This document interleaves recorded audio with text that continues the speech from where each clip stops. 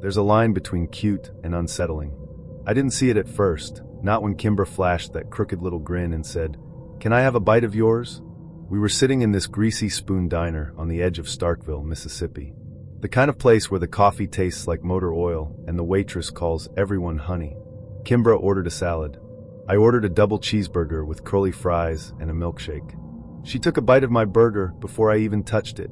I laughed. It was charming in that first date kind of way.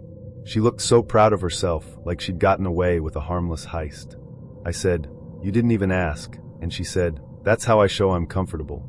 She said it like I should be honored. The food sharing thing didn't stop. It wasn't just the occasional fry or sip of my soda. It was every meal, every time. Kimber never wanted what she ordered. She wanted mine. She'd pick at her food like it was an afterthought, and then dive into mine like she'd been starving for weeks. We could be at a 5-star brunch, or just eating leftover spaghetti, and she'd still lean in like a vulture. At first, I told myself it was a quirk. Everyone's got one, right? Some people bite their nails. Some talk to their plants. Kimber stole food. Fine. But then it started feeling like something else. Something intentional. We dated for 5 months. I kept track, because that's how long I waited for her to offer me a bite of her food. Not once. Not one forkful. Not a crust of toast. Nothing. She'd say, "I'm not a good sharer," like it was an adorable confession, while her hand was literally inside my bag of chips. I thought about bringing it up gently, but it felt petty. Who argues over food, right? Still, it ate at me. Pun intended. One night, we were making dinner at my apartment. Grilled chicken, mashed potatoes, roasted broccoli. Kimber kept grabbing pieces of the chicken while I was still cooking it. I said, "Can you just wait till it's done?" She laughed and said, "It's just food, baby." But it wasn't just food. It was the feeling that I never got to have anything to myself. The final straw came on a Tuesday. We went to Bramble and Birch, a burger joint I'd been dying to try for months. I ordered the Goliath, a double patty with bourbon-glazed onions, blue cheese, and thick-cut bacon. Kimber ordered a side salad with a bite of whatever you get. The burger arrived like a work of art, golden bun, crisped edges, juice glistening. I stared at it for a moment in reverence. And then, like clockwork, Kimber reached across the table. No pause. No warning. Just her hand on my plate. And something inside me broke. I stood up, picked up the plate, walked over to the trash can, and dropped the entire burger in. Kimber froze, her hand still hovering midair. The whole restaurant went quiet. She blinked once, twice, like she couldn't comprehend what had just happened. "Did you just?" she started. I didn't answer, just sat back down and sipped my water. The silence stretched between us like a noose. Kimber's expression wasn't angry. It was confused, almost hurt. "You didn't have to do that," she whispered. "But I did. I had to. Because that bite wasn't just a bite. It was a tiny theft 1,000 times over. After that, something changed. She stopped texting as much. Our conversations were stiff, forced. I tried to explain myself, to say it wasn't about the food, it was about me. About how I felt like I was always giving and never getting. She nodded, said she understood. But she didn't apologize. She never admitted to anything. Just said, "You're really sensitive about dumb stuff." We lasted another week. Then she stopped replying altogether. I figured that was it. Until last Thursday. I came home from work, opened my fridge, and saw it. A single Tupperware container. I live alone. No one has a key. Inside the container, a burger. Not just any burger. The Goliath. Exactly the way I'd ordered it that night. No note. No explanation. Just that burger, perfect, untouched, cold. I threw it out. But the next day there was another one. Same container. Same burger. And then another. Every day since, I come home to the same damn burger in my fridge. I've changed the locks. Set up a camera. No footage. No visitors. Just the burger. Always in the same spot, wrapped with care. Waiting. And last night, the burger was gone. But taped to the fridge was a napkin. My napkin. From Bramble and Birch. In thick black ink, written in that familiar loopy handwriting. "You didn't let me finish." I never thought a few handwritten notes could tear my entire life down. People say the scariest things in a relationship are the big betrayals, cheating, lying, secrets, but no one tells you about the quiet horrors. The ones that sneak up slowly, disguised as affection. The ones you don't see until you're standing in front of a fireplace full of ash, wondering how you became a stranger in your own life. That's what happened with Marlo Finch. We met at a temp job in Dayton, Ohio. A bland office with beige walls and too much fluorescent lighting. I was in the middle of rebuilding my life after a breakup and a move, and she was the new girl with the silent laugh and chipped nail polish. Marlo was the kind of person you noticed twice. First because she seemed invisible, and second because you couldn't figure out why. She was quiet, careful. The type to listen more than speak. She always brought her lunch in a blue tin box and wore rings that looked like they had stories. One afternoon, I caught her humming Radiohead under her breath at the printer. I made a joke about depressing music, and for the first time, she smiled at me, really smiled like she hadn't done that in a long time. That's how it started. Our first real date wasn't even a date. We just wandered around a used bookstore after work. She bought me a copy of The Bell Jar and scribbled her number inside the front cover. I don't do texting much, she said, but I write a lot. She wasn't lying. At first, it was cute. She started leaving me little notes. Folded pieces of paper slipped into my bag, or tucked into the pages of books she lent me. They weren't love letters, at least not in the traditional sense. Sometimes it was just a sentence. The wind reminded me of your voice today. Or, I saw a dead bird and thought beauty is sad too. We weren't even official yet, but the letters came daily. After a few weeks, I had a shoebox full. It didn't feel obsessive. Not yet. It felt like I was being chosen. Like I mattered in some way I hadn't before. Marlo had a way of making the smallest things feel sacred. She'd bring me my favorite coffee before I even knew I needed it. She remembered my parents' names. She noticed the calluses on my hands, and guessed I used to play guitar. I'd dated people before. But Marlo, she saw me. That kind of intimacy is addictive. The letters changed. They got longer, denser, more confessional. She started writing about her past, things she hadn't said out loud. Her childhood, her loneliness, her fear of being forgotten, her belief that people only stay until they learn enough to leave. She always ended them with, "Tell me I'm wrong." I didn't know what to say. After 3 months, I started to feel crowded, like I was being watched, even when I was alone. Every day a new letter. In my coat pocket, my lunch bag, once in the bathroom cabinet. 10-page essays about how much she needed me, how I was the only one who ever made her feel real. How losing me would be like falling into the ocean with bricks tied to her ankles. The handwriting got shakier. The paper smelled like her perfume, an old lavender scent that clung to everything. I told myself she was just sensitive, passionate, a little dramatic, but the truth was I was scared. I tried to talk to her about it. We were sitting in my apartment, eating pizza on the floor. I tried to keep my tone light. You don't have to write every day, you know. I like hearing from you in person. She didn't say anything for a long moment. Then, do you not like them? I do. It's just a lot sometimes. She smiled. That same crooked smile from the printer. But it didn't reach her eyes. I just want you to remember me. Why would I forget you? She looked away. Everyone forgets. After that, the letters stopped. Not immediately. They slowed down. From every day to every few days. Then once a week. And so did she. We stopped hanging out as much. She canceled plans. Got quiet. Wouldn't look me in the eye. The warmth I'd fallen for faded like breath on glass.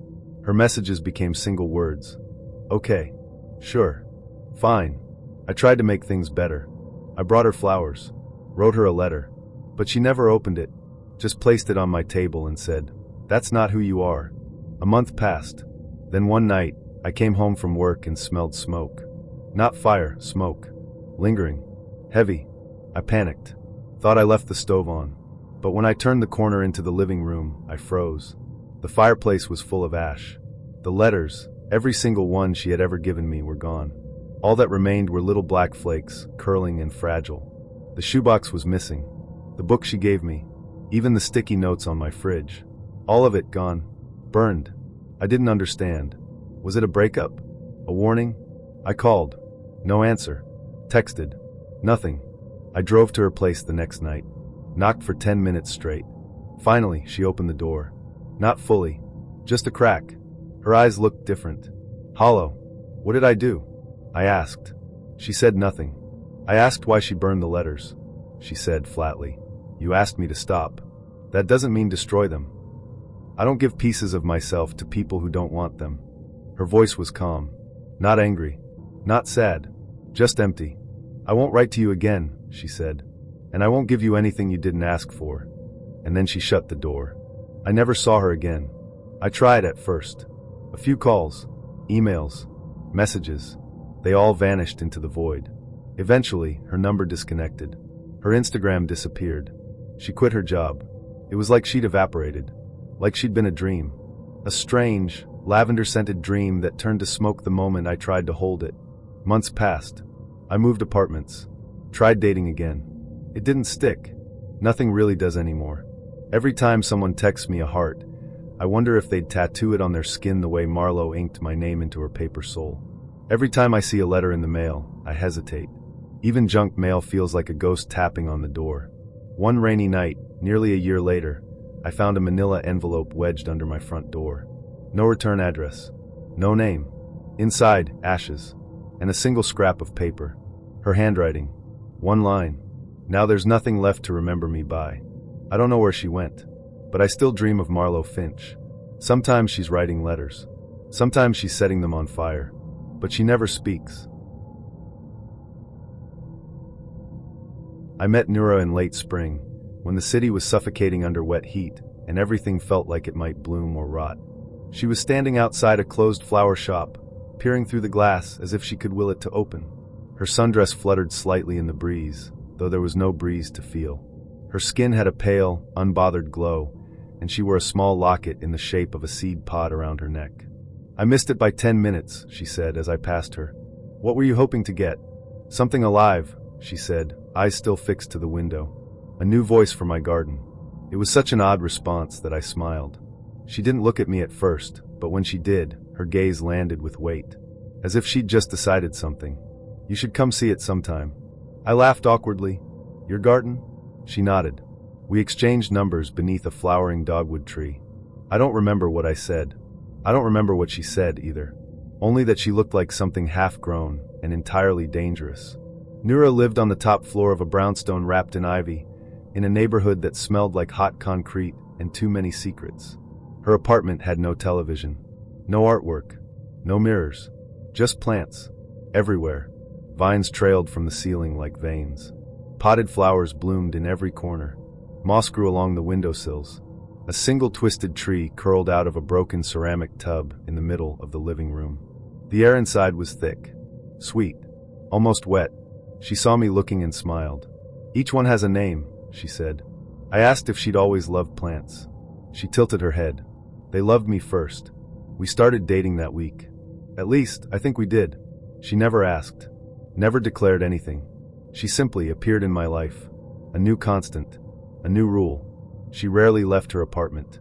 Said the garden didn't like being alone. But she always invited me over. And each time I came, she asked questions. Deep questions. Intimate questions.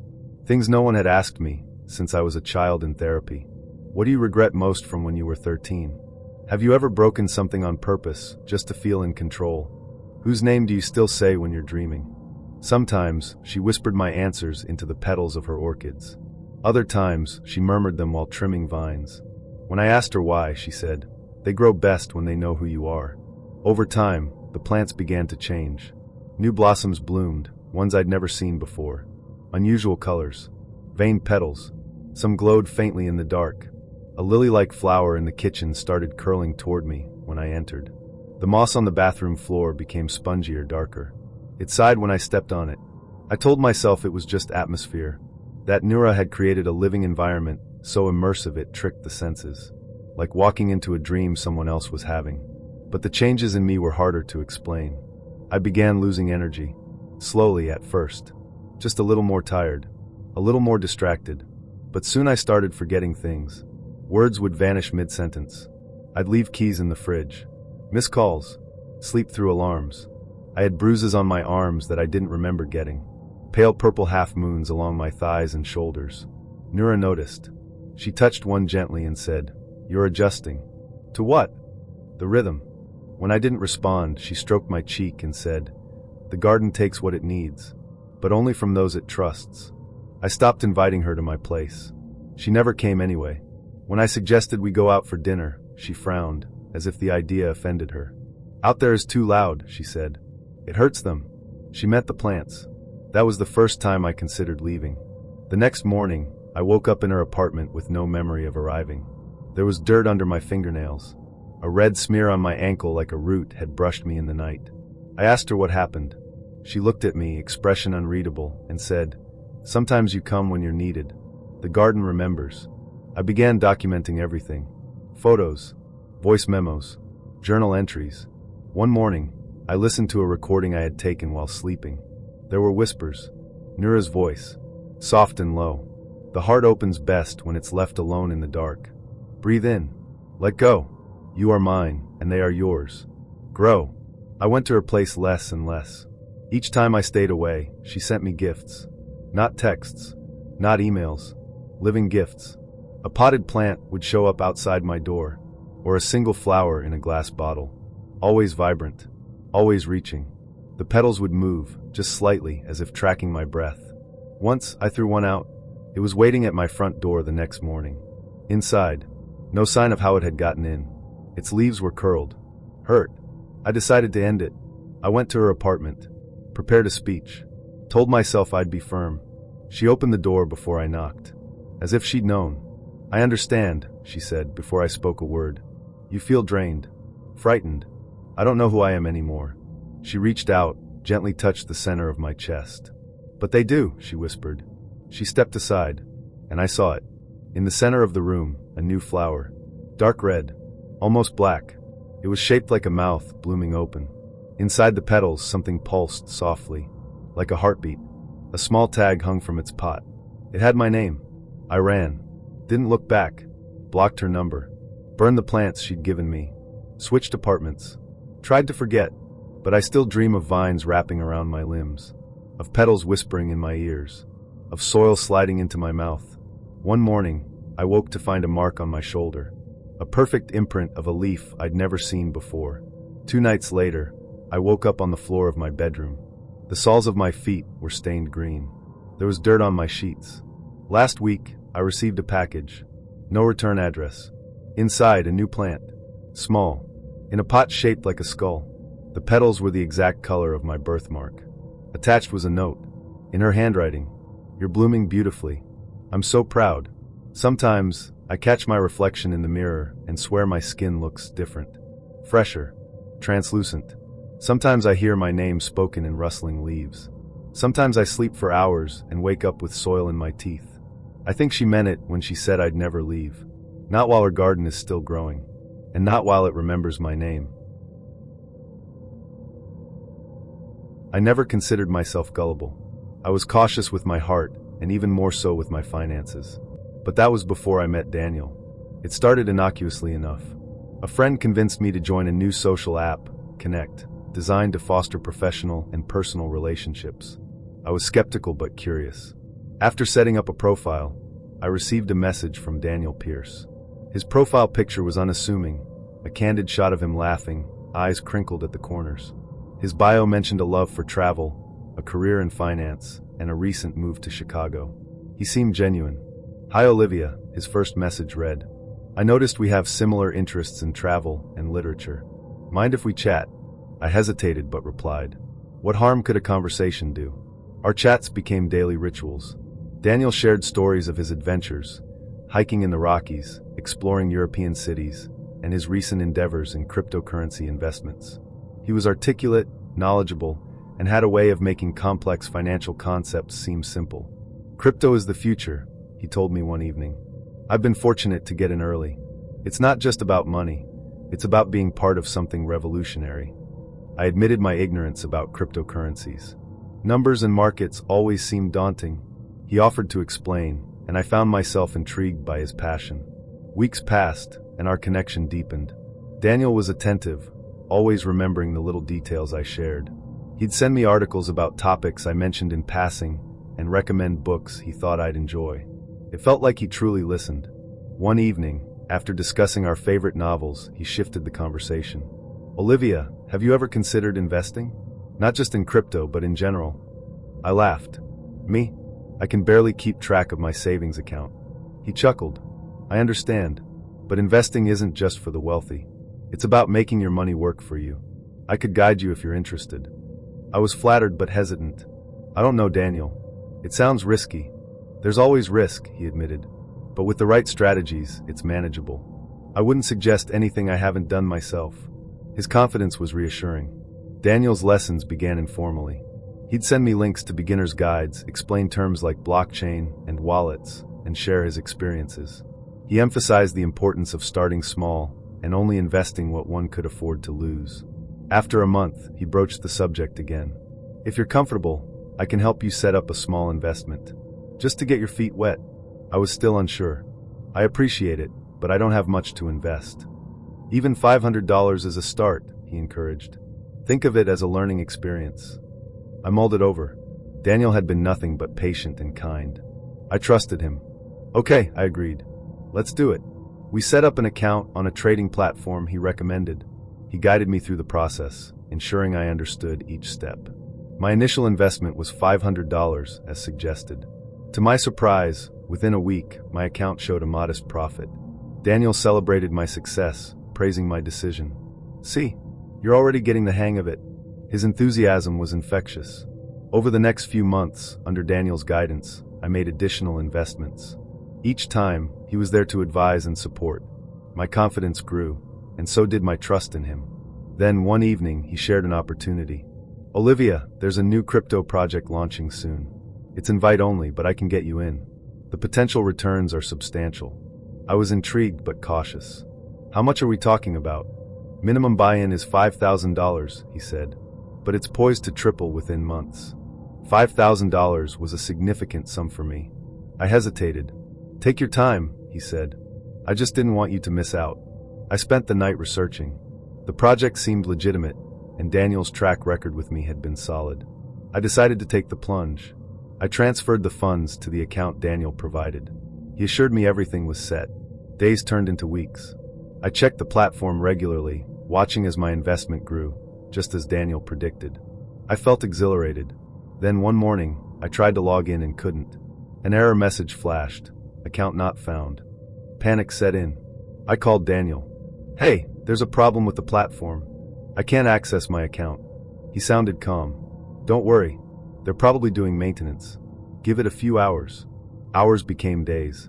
My account remained inaccessible. Daniel's reassurances started to wane. I'll look into it, he said.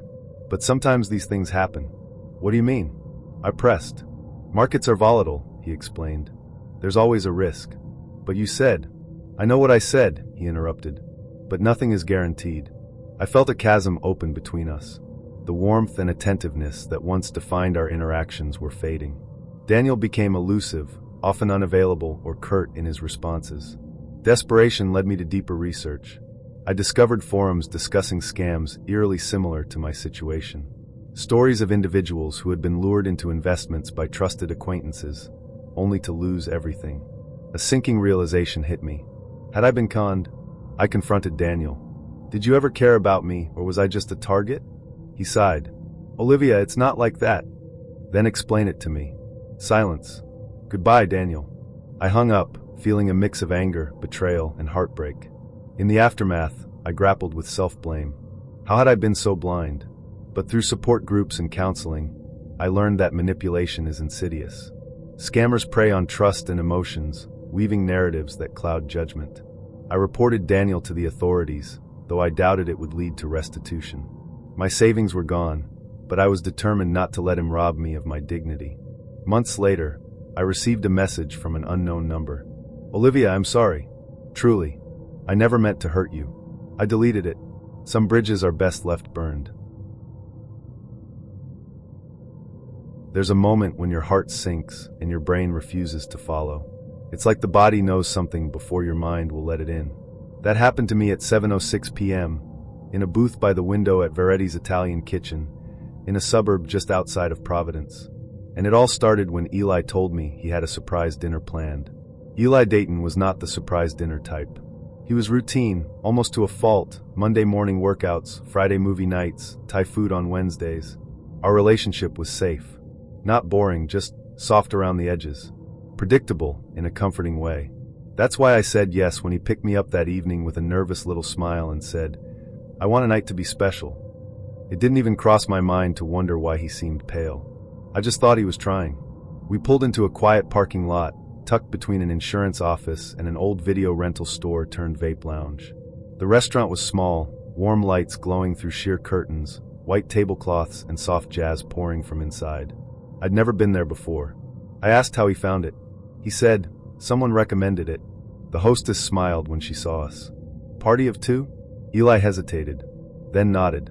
We were seated at a table against the wall, near a frosted glass divider. He kept checking his phone, fidgeting with the corner of the napkin.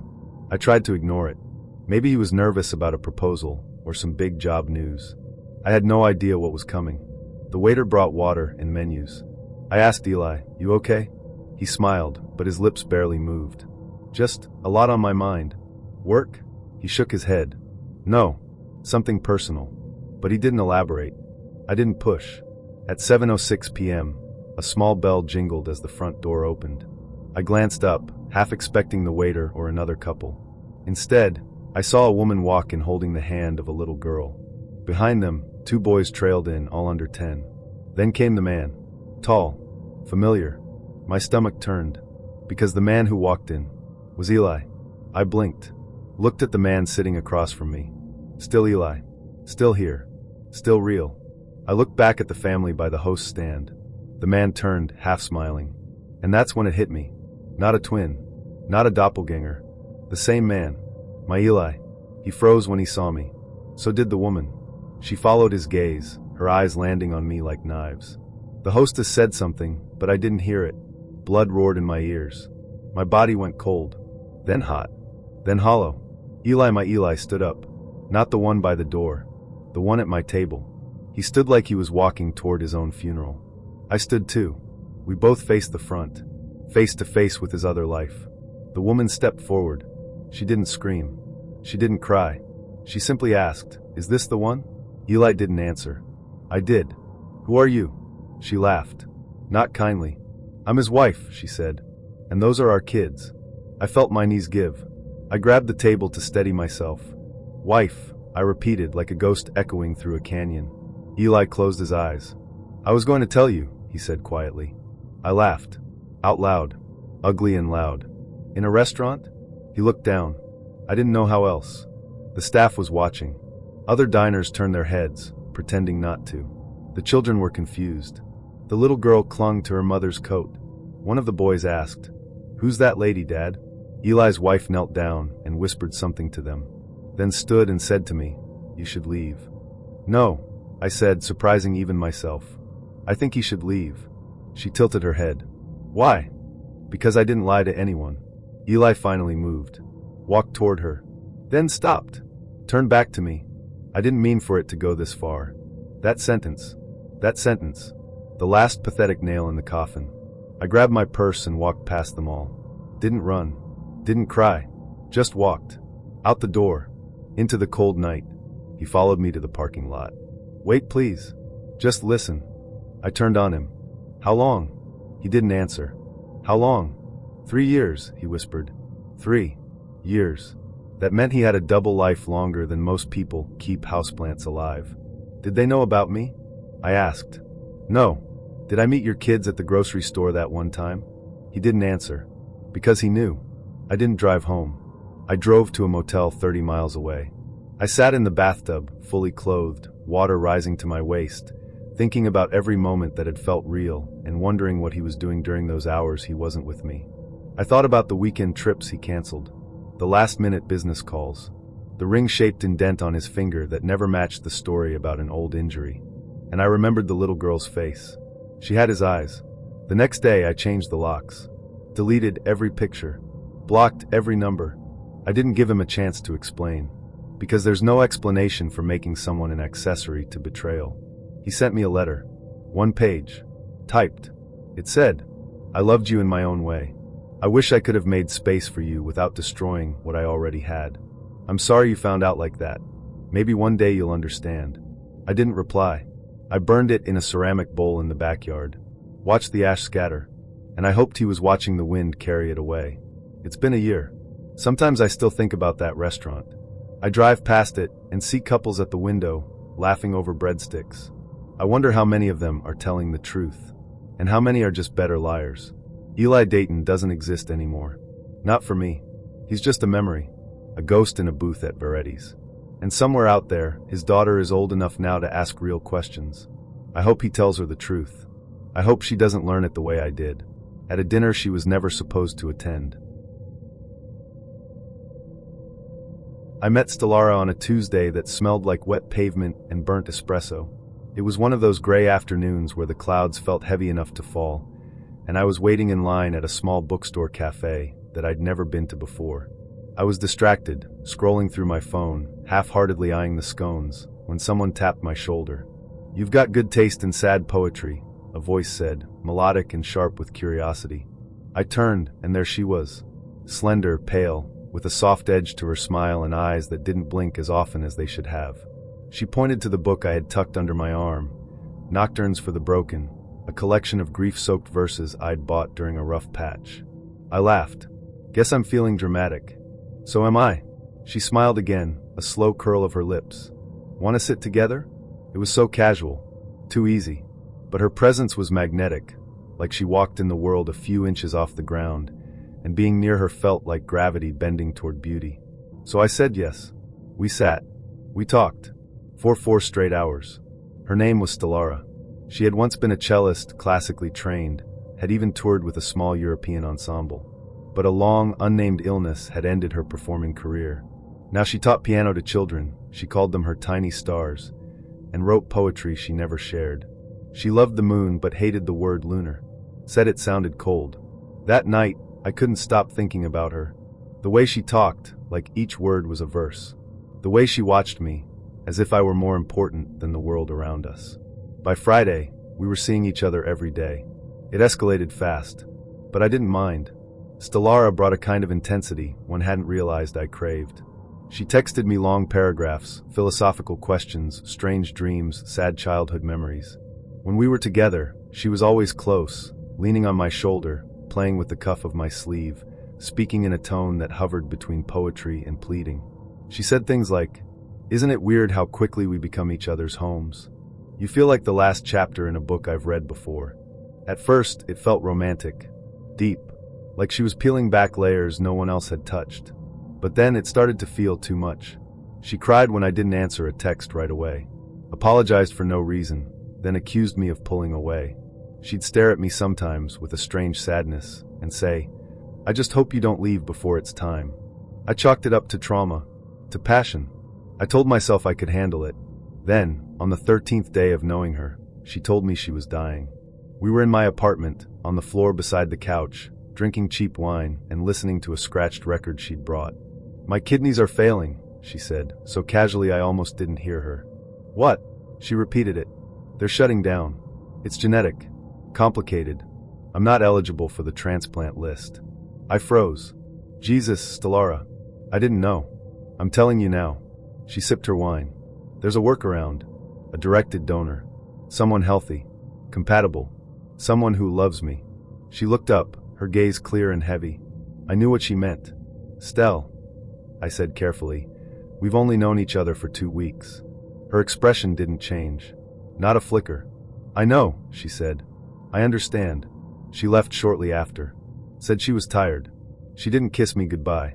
The next morning, my phone was a war zone. Dozens of texts. Missed calls. Emails. Social media notifications piling in like a flood. The first message read, "You monster. I hope she lives long enough to forget you." Another, "It takes a special kind of evil to let someone you love die." Confused, heart pounding, I opened Instagram. And there it was. A post from Stellara. A photo of her in a hospital bed. Tubes in her arm. Her face pale but lit from within, like martyrdom made flesh. The caption read, "He could have saved me, but he chose not to. Some people only love when it's easy." She tagged me. The comments were a funeral of my reputation. Name and shame.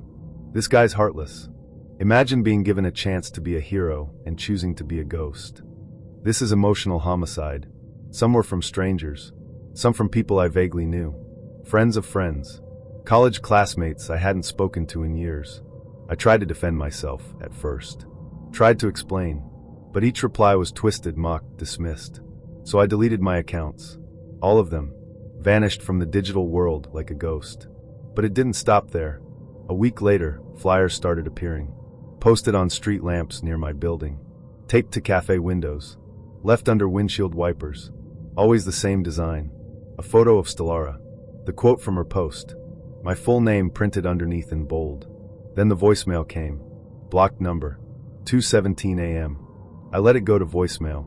When I listened, I heard a single sentence whispered like a curse. Your kidney could have saved her. Then a breath. A click. Silence. I moved apartments. Changed my phone number. Told my boss I was taking a mental health leave. But none of it helped. Once a month, without fail, I received a new letter. No return address. Inside, an organ donor form. Blank. Just waiting for my name. The first one I tore up. The second I burned. The third, I left untouched on my kitchen counter for 3 days. By the sixth, I stopped opening them. But still I kept them. In a box under my bed. I tried to date again. Just once. It went well for a while. But then she Googled me. Her tone changed after that. Said she didn't feel safe. That she trusted survivors. She didn't elaborate. She just left. Months passed. I tried therapy. Group sessions. Meditation. I read books about toxic relationships and victim complexes and internet mob psychology. I told myself none of it was my fault. That I was the one who was used. But sometimes at night, when the wind whistled wrong and my chest felt tight, I thought, maybe I should have said yes. Not because I owed her my body, but because guilt rots slower than grief. Then came the book. I walked into a new bookstore trying to reclaim something, normalcy maybe, peace. And there, on the display table, was a lavender hardcover with no author listed. Just the title. He chose not to. My skin crawled. I opened it. Read the first page. He told me he'd be there. But when I needed him most, he disappeared. He said he wasn't ready. But I was ready to die. I closed it. Looked around like I'd been caught. I bought it. I don't know why. At home, I read it in one sitting. It was her. It had to be. She changed the names, the dates, the cities. But every page bled with our history, rewritten in her favor. I wasn't just the boy who said no. I was the boy who walked away from her grave. I didn't sleep. I paced. Drank too much. Looked her up again anonymously. She was everywhere now. Podcasts. Panels. College talks. Advocate for invisible illnesses. Voice for the medically betrayed. A woman who knows what it means to be left. I found a video of her TEDx talk. She spoke with elegance. Pain. Fire. Sometimes, the ones who kill you don't lift a finger. They just refuse to reach out. The crowd cried. I wanted to throw something through my screen. One night, a new voicemail came. This time, she spoke. Hey, it's been a while. Just wanted you to know. I'm okay. I've found alternatives. You weren't the only one, after all. A pause. I never really needed your kidney. Just your guilt. Another pause. It lasts longer. Then a click. The next day, another form arrived. But this one was different. It was already filled out. My name. My signature. Perfectly forged. I called the police. Showed them everything. They shrugged. She hasn't made a threat, one officer said. This is weird, sure. But technically it's legal. What about the forged signature? Could be a prank. I walked out feeling like a character in someone else's horror story. One I couldn't rewrite. I met Alara on the worst day of my life. I'd just been fired, budget cuts, nothing personal, and was sitting in a coffee shop staring at my reflection in a black cup of burnt Americano when she slid into the seat across from me. Bad day? She asked, without a trace of hesitation. No introduction. Just that feline smile. I blinked, confused. Do I know you? You look like someone who needs a reason not to go home, she said. I'm Alara. And just like that, she became a part of my life. She was stunning in a way that made you forget how to talk. Her energy was sharp, like she saw the future and already knew what it would cost you. That night, we talked for hours. She said she was in between jobs, modeling occasionally, working on a screenplay she'd been emotionally incubating for years. She had one of those voices that made you lean closer without realizing it. When she touched your hand, it was deliberate, like she was pulling threads out of your skin. By the time we kissed, outside, beneath flickering neon, I'd forgotten I was supposed to be grieving my job. I forgot everything. She moved fast. Within a week, she was sleeping over. 2 weeks in, she had her favorite coffee stocked in my cabinet. 3 weeks, and she was making breakfast in my t-shirt like she'd been doing it forever. There was something about the way she said my name, soft and echoing, like she was casting a spell. "I feel safe with you," she whispered one night. I felt like a savior. I mistook that feeling for love. It was around week 4 that she asked for money. We were sitting in bed, half watching a movie. She paused the screen and looked at me with a seriousness I hadn't seen before. "I need help," she said. I sat up. "My landlord's being a psycho. I'm short on rent this month. Just a few hundred." I blinked. "I didn't even know you had your own place." She smiled. "Yeah, I'm not there a lot. Too loud. But I still have to keep it. Just in case." I hesitated. She noticed. "I'm good for it," she added quickly. "I swear. Just need to float this month." "I'm not really in a great spot financially," I said carefully. "I just lost my job, remember?" She looked hurt, but she didn't argue. "Okay," she whispered. "I understand." We didn't finish the movie. The next morning, she was gone. No note. No goodbye. I tried texting her. Calling. Nothing. Hours passed. Then I opened Instagram.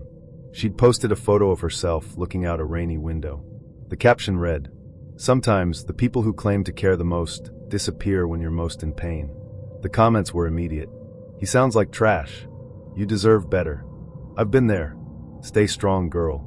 I didn't know what to do. I sent her a message. "Can we talk? I didn't mean to hurt you." She left it unseen. That evening, she posted a photo of her bruised wrist. No explanation. Just the caption, "Not all wounds are visible." My name wasn't mentioned, but I knew what she was doing. The flood began within hours. DMs, comments, emails, strangers telling me I was a monster, that I deserved to rot, that I was a textbook manipulator. People asked if I had done this before. One guy messaged, "Next time, maybe don't break someone just because they trusted you." I couldn't breathe. I tried calling her again. She answered. "You need to stop this," I said. "You're implying I didn't say anything," she said sweetly. "If people assume, that's on them. You're ruining my life." "No," she said. "I'm just telling mine." She hung up. The next day, I got a call from the police. No formal complaint, just a wellness check. An anonymous tip.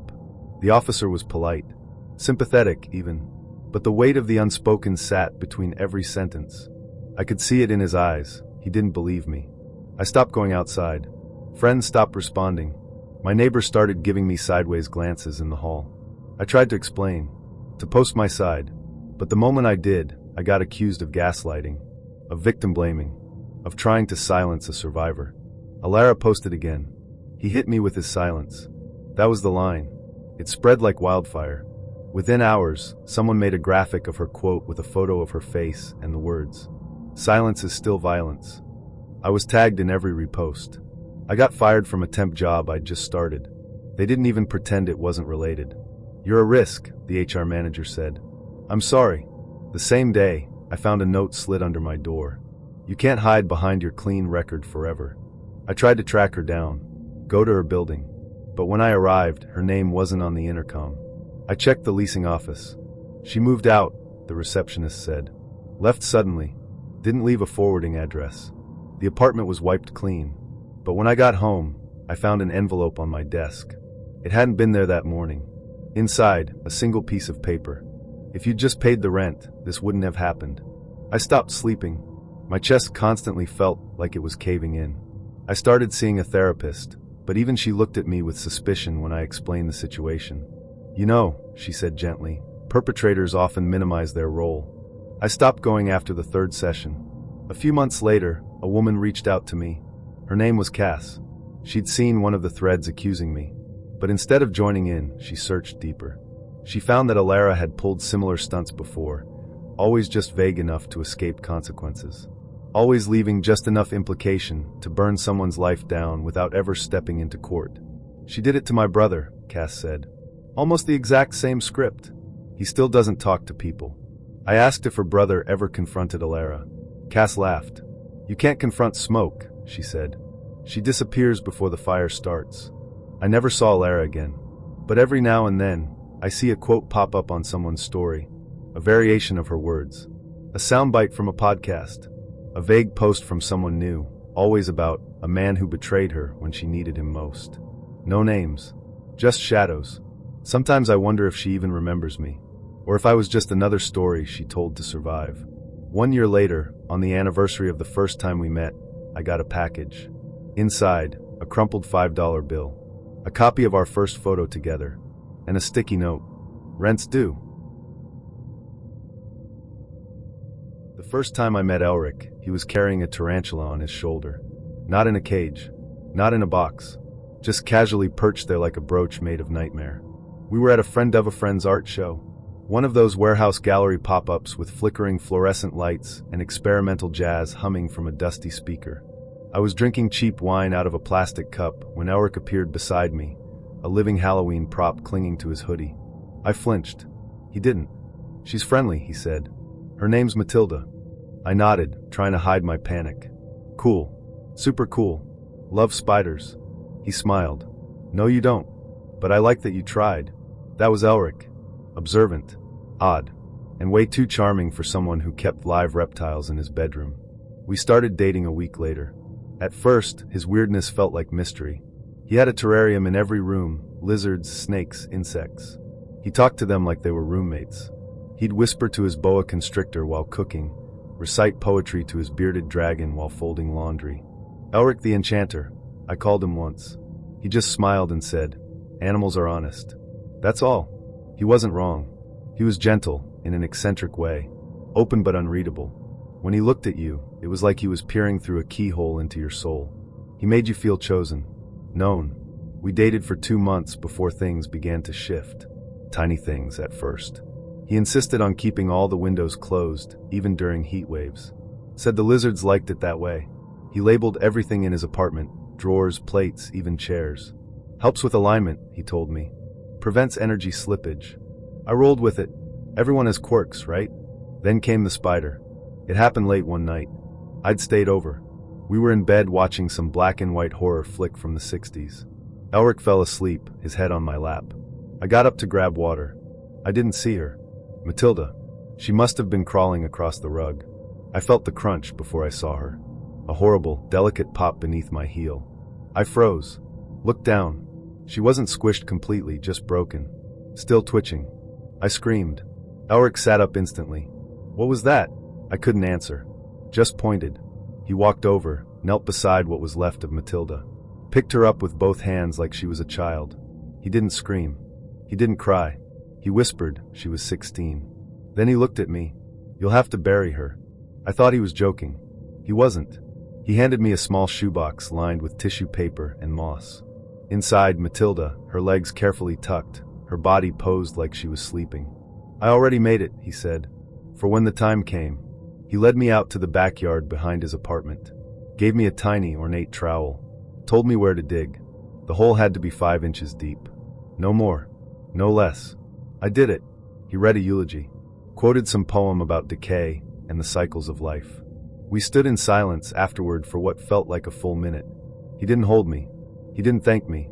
He just said, "Matilda was always afraid of being forgotten. You helped her pass with dignity." That night, I couldn't sleep. Things got stranger after the funeral. Elric's rules multiplied. He asked me to wear socks at all times indoors, said it disturbed the floor spirits otherwise. He reorganized his bookshelf so that all the spines faced the wall. "They don't like being watched," he said. He made me sit in the same spot on the couch every time I visited. Told me the cushions were memory mapped and could sense disruption. I tried to laugh it off. Told myself he was just sensitive. Artistic, maybe grieving in his own way. But the house began to feel less like a home and more like a shrine. Then I found the second shoebox. It was a rainy Sunday. Elric was out running errands. I stayed behind to work on a freelance piece. Got cold. Went searching for a blanket in the hall closet. That's when I saw it. On the top shelf. Black ribbon tied around it, just like Matilda's. I pulled it down. Inside was empty, except for a name written on the lid. My name, in Elric's handwriting. I froze. Stared at it for a full minute, trying to make sense of it. Was it a joke? A gesture? Some kind of symbolic thing? When Elric came home, I asked him. He didn't deny it. Didn't smile. "It's for when you leave me," he said softly. "What?" "I prepare. That's all." I laughed nervously. "Elric, that's creepy. You can't make a coffin box for me just because we're dating." "It's not a coffin," he said. "It's a container. For memory. For grief. I don't like forgetting. I told him it made me uncomfortable. He just nodded.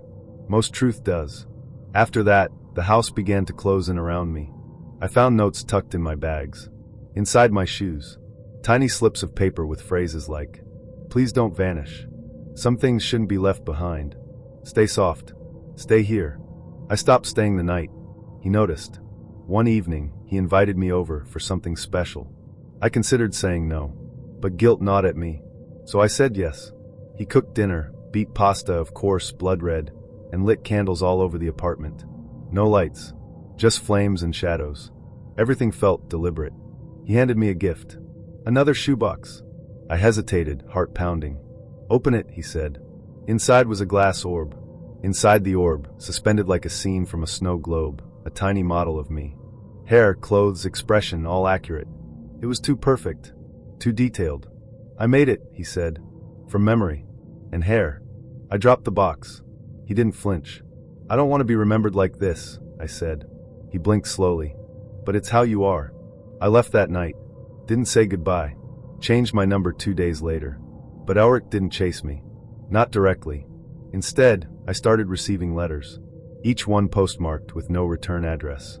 The envelopes lined with pressed flowers. Inside, drawings. Me sleeping. Me crying. Me holding Matilda's box. He drew me like I was a saint in mourning. Each drawing was signed. E. Archivist of the Dead. I moved cities. New apartment. New friends. New job. But sometimes when I check my mailbox, I still find packages. Shoeboxes. Always empty. Always tied with black ribbon. I never open them anymore. I just know. Brenna Faye had a laugh like a knife through velvet. She was my best friend. Always had been. We met in 8th grade over a shared hatred for cafeteria chicken nuggets. She was bright, too bright. The kind of person who filled up rooms and shut people down with a glance. I was the quiet one, the sidekick, the shadow to her glittering sun. And I didn't mind. Not for a long time. We did everything together. Slept over at each other's houses, watched movies under a shared blanket, wore matching bracelets made of broken guitar strings and red thread. When I got my heart broken at 16, she said, "You don't need anyone. You have me." I believed her. Even when we drifted to different colleges, different cities, different timelines, I always thought we were safe. Untitled. Tyron was warmth in a denim jacket. I met him at a bookstore of all places. He offered to help me reach a copy of The Bell Jar, which felt both ironic and intimate. We started dating a few weeks later. He was sweet, curious, always asking questions. He made playlists for every mood, drew tiny doodles on napkins, and slipped them into my coat pockets. With him, I felt whole. Naturally, I introduced him to Brenna. It was like watching two puzzle pieces snap into place. They got along too well. Laughed a little too hard at each other's jokes. Shared looks I didn't understand.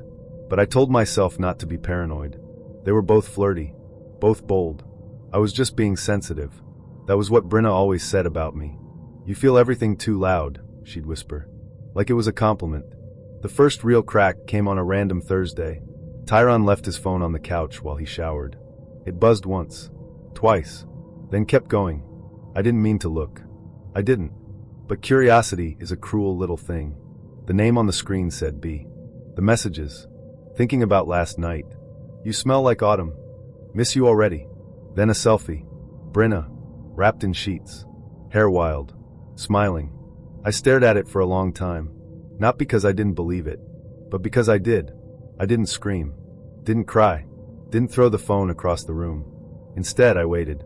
Waited for Tyron to step out of the shower, towel slung low, face glowing with steam.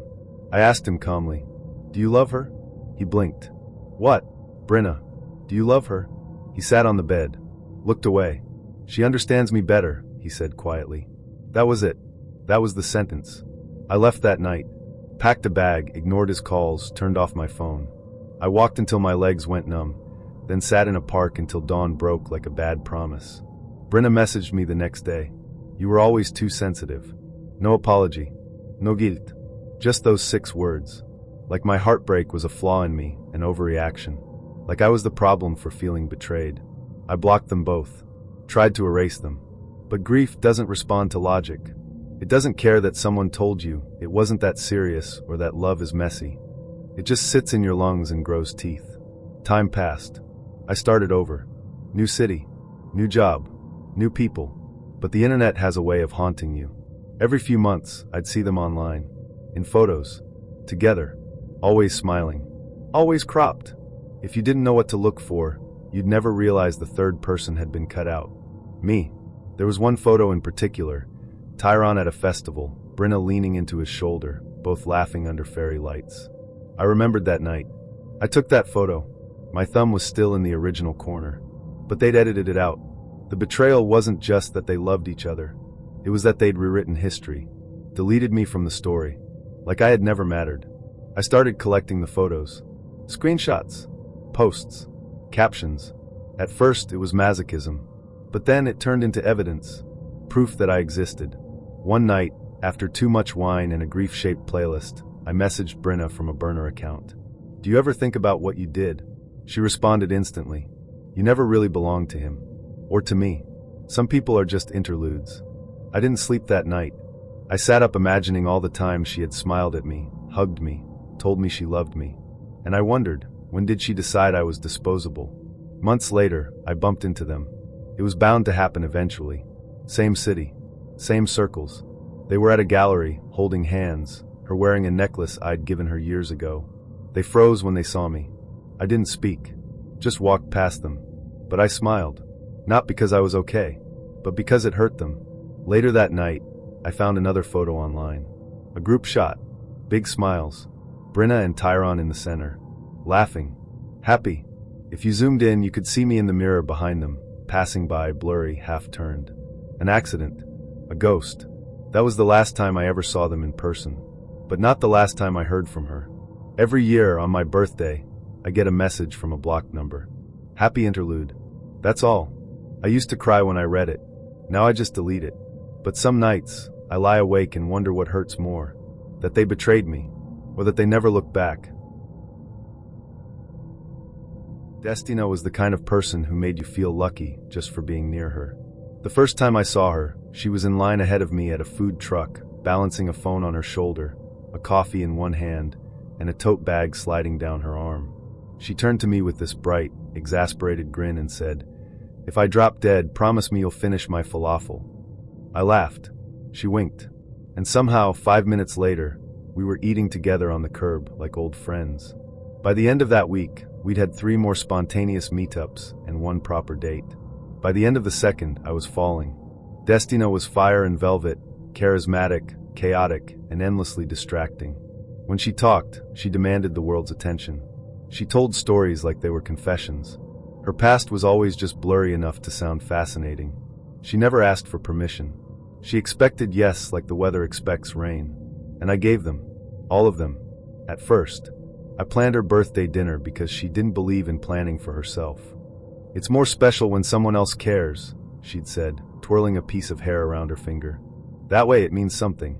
So I booked the table. A cozy little restaurant, intimate, fairy lights, candles on each table. I made the reservation for 6. She said that was perfect. Just close friends. I picked up the cake myself. Even got the flowers. Wore my best shirt. She was 35 minutes late. When she finally walked in, she wasn't alone. She wasn't even with 5 other people. She brought 17. 17 people. I counted. They flooded in like a wedding party. Loud. Laughing. Throwing their arms around her like they'd missed her for a decade. They took over half the restaurant. Tables were pulled together, chairs dragged across the floor, confused servers scrambling to adjust. I stood up, stunned, and Destina kissed me on the cheek. "You're amazing," she whispered, like I'd known all along. I didn't want to make a scene, so I smiled. I nodded at her friends, said hello, shook hands, sat down and let it all happen. They ordered everything. Wine, appetizers, a round of oysters, more wine, more plates. Someone asked for an off-menu dish, and the waiter just blinked and said they'd see what they could do. I sat there in the middle like a prop. Someone even asked if I was the event planner. I laughed. Too hard. Destina didn't sit beside me. She bounced between conversations, posed for pictures, clinked glasses, told stories that didn't include me. I caught her looking at me once. She gave a thumbs up and mouthed, You're doing great." When the check came, it was slipped discreetly beside me. The waiter didn't ask. He just placed it in front of me like I'd already signed the contract. I didn't even look at it at first. Just stared at the little leather folder. My name on the reservation. My world tilting. Then I glanced at the number. I had to blink twice to make sure I wasn't hallucinating. It was almost $900. I swallowed hard. I looked around. No one was reaching for their wallets. Some were already standing, stretching, laughing, preparing to leave. Destina caught my eye, winked, then turned back to her conversation. I paid, with a shaky hand and a maxed-out card. That night, I couldn't sleep. I lay awake, staring at the ceiling, the receipt on my nightstand like a blood-stained napkin. I told myself not to overthink it. Maybe she didn't realize. Maybe she thought we'd split it. Maybe. But no. The next morning, she posted a photo. Her, smiling at the table. Her friends laughing in the background. Candles glowing. Plates full. My chair was cropped out. The caption read, "Blessed to have people who always show up for me." I stared at it for a long time. No tag. No mention. I commented, "Glad you had a good time." She replied with a single heart emoji. Then she deleted the comment. I tried to talk to her about it. Told myself I needed closure. Or maybe just a refund. We met for coffee. She looked radiant, like nothing had happened. She thanked me again for being such a rock star, and said her friends loved the vibe. I said carefully, "You didn't tell me there'd be that many people." She blinked, sipped her latte. "I figured you could handle it. You didn't offer to help pay." She smiled. "You're the one who invited us." "Us?" She shrugged. "Don't twist it. I want to understand what that night was to you." "You're making this weird," she said softly. "It was a beautiful night. Why ruin it with numbers?" I didn't see her for a while after that. I tried to move on, forget the whole thing. But she didn't make it easy. A few weeks later, I ran into someone from the dinner. A woman named Freya, who'd sat beside me that night. She looked surprised to see me. "Oh," she said. "I thought you moved." "I didn't." She smiled awkward. "Weird. Destina said you ghosted. That you blocked her." I blinked. "No, that's not what happened." "Yeah, she said you couldn't handle being with someone in the spotlight. That it intimidated you." My stomach dropped. What else did she say? Freya looked uncomfortable. That you got weird. Controlling. Didn't like sharing her. I left that conversation shaking. I tried messaging Destina. She left me on read. The next day she posted a tweet. "Some people can't love you unless they're the only one who matters. Their love comes with receipts." I became a punchline. A ghost boyfriend. The bitter ex who couldn't handle a queen. Every time I tried to defend myself, it looked worse. More desperate. So I stopped. But I started noticing something. It wasn't just me. A bartender I knew, he dated her briefly, told me she once brought him to a family dinner, then left him with a check after introducing him as her driver. Another guy said she'd used his credit to lease a car, just temporarily, then ghosted him before the second payment. There were patterns, but no one cared, because Destina was untouchable. She floated through lives like perfume, left people gasping and dizzy, then disappeared. Months passed. I still saw her now and then, on mutual friends' stories, at parties I avoided, always glowing, always loved. Then one night, I got an envelope under my door. Inside was a photo of that dinner, uncropped. There I was, sitting at the edge of the table, shoulders tense, eyes hollow. A ghost at my own party. On the back, she'd written, "You'll always be part of something bigger than you." That night, I took the receipt from my drawer, folded it into a paper crane, and set it on fire. I watched it curl and vanish, and promised myself, never again.